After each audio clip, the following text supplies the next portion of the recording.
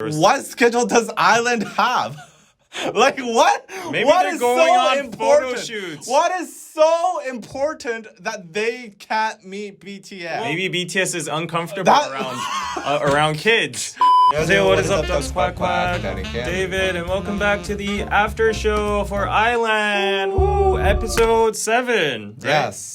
We skipped the special episode. Yeah. Okay. You've been waiting for a long time. Finally, we got the results for the top 12. Yes. Let's go on with the summary as usual and then go on into our review. Right. So this week, we had some special guests. BTS appeared and they showed their reactions to the facilities. They also answered the Islanders' questions. Right. They gave their own advice to each of them. They gave presents and it was also wholesome. And finally, the 12 Islanders for part 2 were revealed. We already knew that Park Sung-hoon, Yang Jung-won, Lee Hee-seung, Jae, Jake, K were survivors. But we got to know through the global vote that Sunwoo, Daniel, Nikki, Konu, Taki, Hanbin were chosen in that order. We did a bet last time. Yeah. I don't know who won. I don't know either. I don't know remember. who I chose. Sarah, please tell us.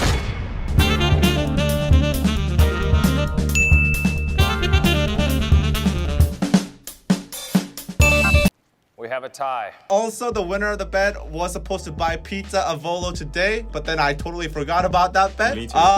But we're doing an In the Soup after show live stream on Wednesday. So we'll do that. Pizza time. Pizza time. So go check out the In the Soup after show live stream, and this time on Dkdktv. Okay, so going on with the summary again. Starting from part 2, there will be 4 tests. Okay. The first and the third test will be based on the producer's choice, and the second and the fourth test will be based on the global voting. There will no longer be any internal votes among the contestants. I'm disappointed. No, last but not least, the final 7 will get to debut. So it's going to be a 7-member group. And from each test, the ranks will be revealed from 1 to 12th place. In each test, the last place will get eliminated. And the first test is the BTS test, where the 12 split into 3 groups, 4 members each, and perform I Need You, DNA, and Fake Love. The Islanders did a freestyle dance battle to determine the leaders for each group, who turned out to be Taki, K, and Yang Jung-won. Taki chose Hee-seung, Sung-hoon, Konu as his team. Seems like the Avengers for now. But got Fake Love, which was the most difficult song. And the team members are complaining about that right now. They're not in a very good state. So yeah, that was basically the wrap-up for episode 7. And let's go on into the review. I think they're kind of listening to us because we complained that, they're always stuck in this freaking Yeah. Right? Actually, So we complained last time that they were always stuck in this building, in this training facility that looks grim. Now, in this episode, they actually show a little bit of the behind the scenes story, I guess. Like, what were these kids like before they came to the island? Yeah. I think it was Nikki who was a marathoner or something. You know, like there was some outside action. They were sitting on the grass field. So that was quite fresh. And also, in addition to that, they finally showed the balcony. And V pointed that out. But they can't sit on it because it's raining or something. Oh, so yeah. that one time they show balcony. But I was laughing so much because V intentionally, out of the blue, suddenly said, we have balconies as well. And then I was like, are they listening to Danny? Is Bigot actually listening to us? I mean, I knew that they were going to talk a lot about the facilities once BTS was there. Okay. My disappointment, they didn't actually meet BTS. Okay, BTS is coming on island. I genuinely, you thought Some human interaction. You thought so, right? Yeah, rather than like you didn't FaceTime. expect a Skype, not even a Skype call, like a recorded video. I left a BTS only segment in the last part of this review, so let's talk about that more thoroughly there. Let's go on to some real reviews about the content of the show, okay? First segment, about the global vote results. We have to talk about this. The 9th to the 12th place was apparently Nikki, Taki, Konu, and Hanbin. 3 out of 4 members there are all global from Japan and Vietnam. And also there was some talk about Sunwoo being first. Sunwoo and Daniel being first and second place. K was not happy about that. I love that. So yeah. They ask you how you are, you just have to say that you're fine when you're not really fine, but you just can't get into it because they would never understand. Let's talk about the global votes. Do you agree with the order, and what can we tell from the votes. I think Konu was like, I didn't expect that guy, but I kind of saw like there's no real big surprise. People who were gonna get in, I think all got in. I actually thought, like, according to a global vote, since it's a global vote, that the global members would be in like the first part, like because they get the firepower of their country. Yeah, but I was proven wrong. They were actually at the last rank. I guess they don't like voting as much as I thought they did. I don't know. Last time we said like, oh, Hanbin was gonna get a lot of Vietnamese votes, which is kind of like a logical conclusion that you would make. Yeah. People called us xenophobic and racist. Really? So, Did they? Yeah. There was a whole thing on Twitter that you probably shouldn't see. Oh my god. Okay, I'm off Twitter. So But I don't know what to make of it. I don't want to be racist. Like this only Korean guy in American Idol, I would vote for my Korean guy. I'm patriotic sometimes. Yeah, a lot of people do that. Regardless of that, what I'm realizing is that the nationality would matter a lot less. I thought like they would, like you said, would be like in the top rankings because their country people would be voting for them. But it turns out it's not really that simple. I'm gonna say like the global votings, it's gonna be a lot fairer than people might think. We don't have the exact demographics of the audience, and maybe like the US or the European audience like totally dominates 3 times or 4 times more than the Asian audience. We don't know. I think that is the case, honestly. Korea, US would outnumber like Southeast Asia or Japan, maybe in this case. Like, it was kind of interesting to see all the global members in the 9th to the 12th rank. And just by that, we know now that the nationalities and the global firepower isn't that relevant. So what do you think about Sunwoo being first, Daniel being second? I agree.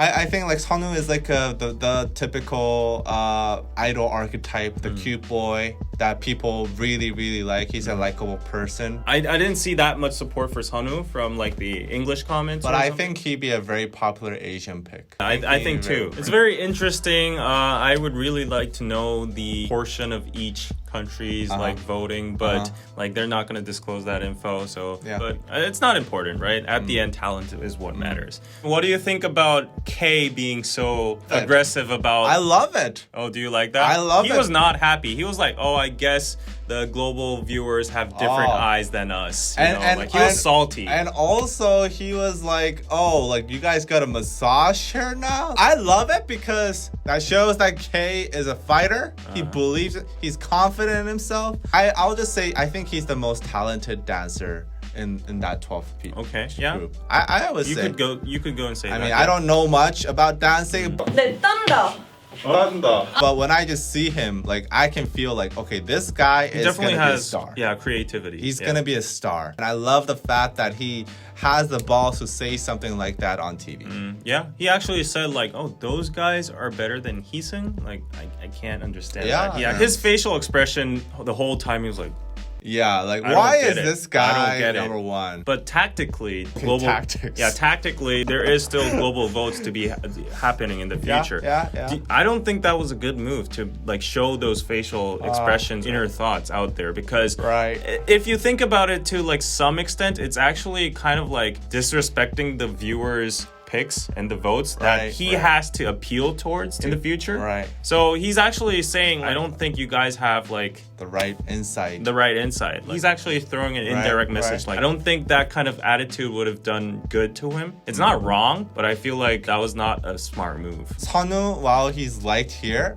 he might not be the type that's liked in other countries.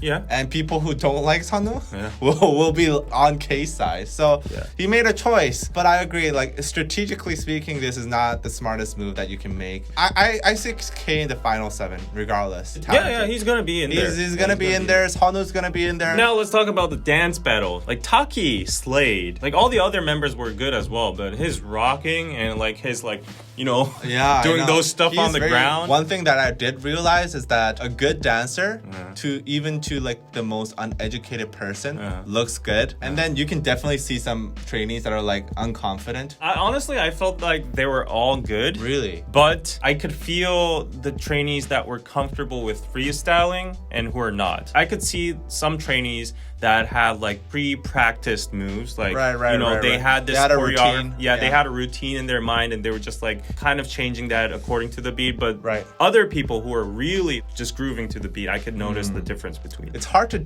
describe, but there's this like one last it factor that some trainees have and some trainees don't. What is that? And who has that? Even if you do the same moves, it feels different. Some people have it, like Taki and K, but then some people don't. I think it's just the energy someone has, like how to like rile up the crowd and how to like make the environment more happy and dynamic.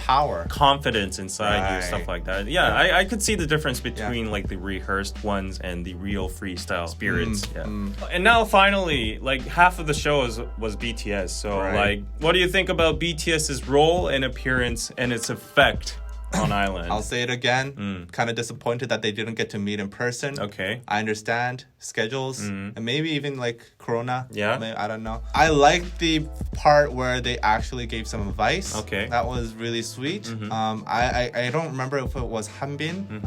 One of the advice that they gave was really heartwarming. You came all the way here. What do you have to be afraid of? And I think I really felt that. So all the advice they gave is really, really nice. J-Hope, I can tell, is like an avid watcher. Yeah, he's like I watch all of you. I know all your personalities. I already know your roles. The other guys, I'm like, I don't know if they really follow the show. Interested, no. But J-Hope is like he was like basically us on the after show.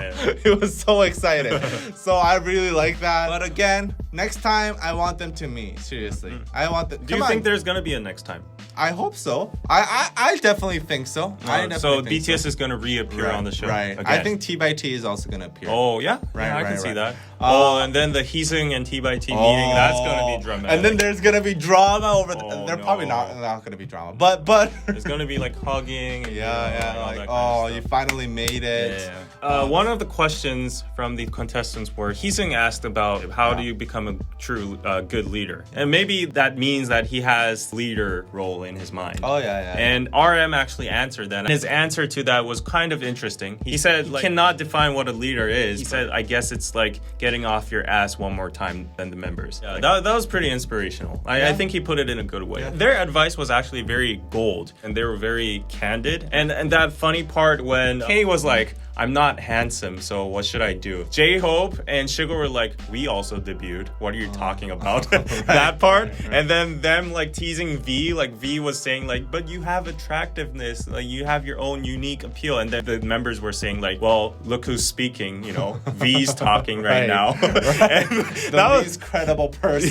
The most handsome member. Speak on that topic. That was so funny. And then like all of their advice, I just loved it. And that part when Jay asked the question, like, how do you cope with your 흑역사, like your embarrassing moments, like your embarrassing memories? And then all the members were like, there's no such way. You just have to embrace it. You just have to enjoy it. Jin said like, enjoy it. If you can't avoid it, enjoy it. And then all the members were like, yeah, that's the way to do that. And BTS really had that, all of those experiences in their career, and they were in the position and they had the 100% right advice to give to the contestants, and that was just gold. This might be an unpopular opinion. I might disagree to you because like I actually like the fact that BTS wasn't like serious mentors of these trainees. Like they weren't like, you know, giving them missions, they weren't mentoring them, they didn't have a professional role. I just like that they casually dropped by in the studio and then they were like going around like Jungkook stealing food and you know V just sitting here and them talking about like back in the old days, like oh we didn't have this shit, oh my god they're so better off, like them being like them being like that. I just love that. I really liked how the producers handled BTS. Their role wasn't that serious. They were just like the comic reliefs, but at the same time they had some like good advice. I think BTS's arrival in Island definitely lightened up the mood. Because like shit was getting real serious. But then like they appeared and everybody's happy again. But I do wish next time let's meet in person. You know, play some soccer and shit. Teach some dance moves. I just have to say this. Like nothing against Jimin. You remember this present segment? Like where they get presents? I have nothing against Jimin, but dude, you gotta give something better than a doll. You know? Like all the other members were kind of considerate, like a Polaroid camera, a shoe, you know, some clothes. Like it's not even about the value of the product. RM gave a notebook with his like signature engraved in it. All those like considerate presents, but Jimin is like, oh, I'll just throw in a plushie doll. I know. I was like, Jimin's stands are gonna no hate against Jimin. That was cute, good but gesture. I'd be honestly kind of disappointed. Yeah, me too. If all the other guys kids are getting like I'm getting a shoe, a Polaroid with V's picture in it and selfies and like that. I was cackling when RM gave a notebook because that was so much of a like present RM would give. Right, it's a very RM thing. A very nerdy present. Person with an IQ. Lyrics. Yeah, write your lyrics there. And I could see all their personalities in the presents. Yeah. And I loved how Jay was like wearing that cape of V all around the place. And the one I liked the most was the modernized hanbok. Oh yeah. That was amazing. Yeah. Like stan BTS guys. If you give presents, it should be Korean traditional modernized hanboks. Go watch my modernized hanbok interview. Plug in Blackpink. And one last question. This might be entering the boundaries of conspiracy theories and maybe some mild canceling. But do you think Island brought BTS to save the show? I always thought BTS would come at one point in the show, but I think this part where they came right now was not part of the initial plan. Oh, they came to save the show then. Because if they were to come on the show, I would assume that they would be meeting in person. Right. Asking BTS to come on your show, then you're gonna have them in person, right? Yeah. They came all the way to the studio. Like, there's no excuse, right? I'm gonna guess that this was kind of like a last minute situation where, okay, now we're done with part one. Let's start part two with a bang. Like, since this is way under, you know, the radar than we expected it to be, let's put BTS on. And I know a lot of fans are gonna come like, oh, it's not, they don't care about the Korean viewers, you know, the TV ratings don't matter, like YouTube views matter. That's all great. But even then, even considering the YouTube views, I think they're gaining less traction than the previous producers. And we can't deny the fact that because of BTS, there was a huge influx of new people, a new audience introduced to this show. I honestly...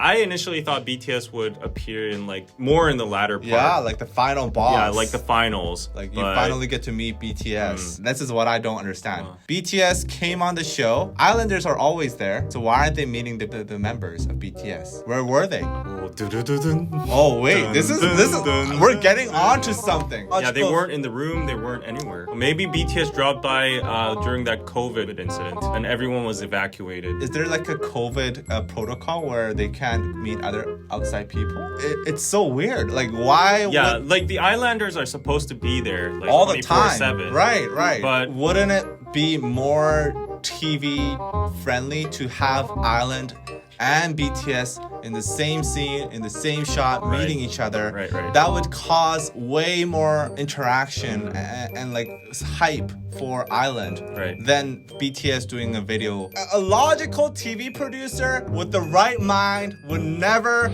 hide BTS away from Island. Something's fishy.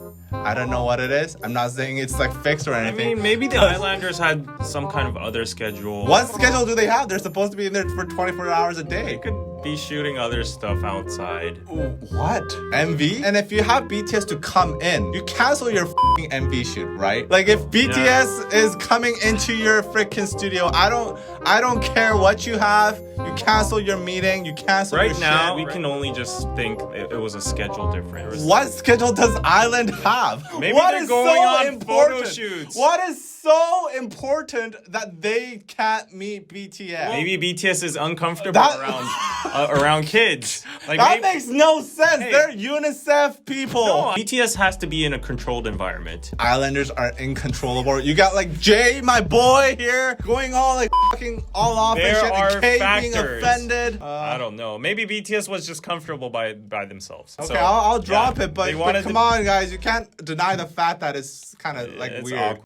Yeah, BTS saved the show, in my opinion, as well. I don't know if they saved the show, honestly. You think it's just going to be a spike and then go down again? Yeah. Well, I think a lot of new people got introduced to the show, and I think like at least a quarter of them are gonna stay to watch. I think the public opinion towards Island in the communities that I look at are a little bit better since BTS brought in new viewers. Yeah. But still, like it's not enough because we need that BTS Island interaction, man. And before we end the show, one part of criticism. We've been criticizing the show for like freaking 30 I minutes. I liked it in general. It was good. Other than the parts with BTS, 80% of the show was waiting to announce who the member is. It's like the next member is 20 seconds, 30 seconds again. Who is it? Like 3 people there, 2 people get eliminated. And like they could have just sped up on that. But that's just audition. Yeah, I know. That's just audition programs. Superstar K. Oh yeah, they used to like hold off for a hour to really announce the winners. But yeah, I totally get you. Like I think last episode was very little action except for BTS being there, which is the biggest action. Like maybe the last part when they're practicing fake love, maybe except that part in BTS. Other than that, it was all like waiting for the results. Like okay, I'm just gonna skip and get towards the results. I could feel the pain from the people who were watching the live stream. I was right watching to the it results. live, oh my I'm god, like, I need to get drunk. 1 hour and 40 minutes.